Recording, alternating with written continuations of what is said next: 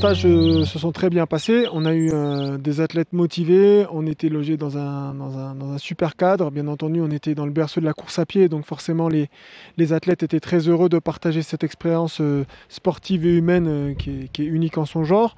Et moi, bah, écoute, j'ai été très très content de rencontrer tous ces sportifs passionnés. Et ça m'a permis aussi de voir l'envers du décor de la course à pied, de voir entre guillemets, bien entendu, les coureurs lambda. Et ça m'a permis d'échanger, de partager aussi de mon côté, de progresser. Et c'était une super expérience aussi.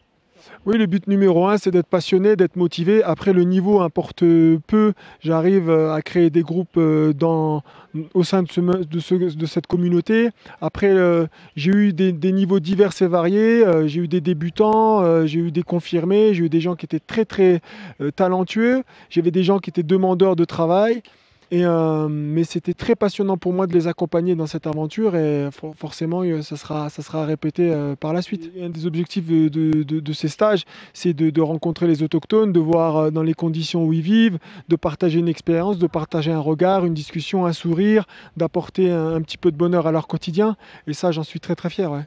Ouais, je pense qu'il y aura d'autres stages en 2016. Après, ça dépendra aussi de mon agenda sportif, bien entendu, parce que je vais préparer les Jeux Olympiques et les Championnats d'Europe l'année prochaine. Mais je pense que dans un futur proche, on organisera d'autres stages et j'espère dans un autre endroit, pourquoi pas dans mon futur centre d'entraînement.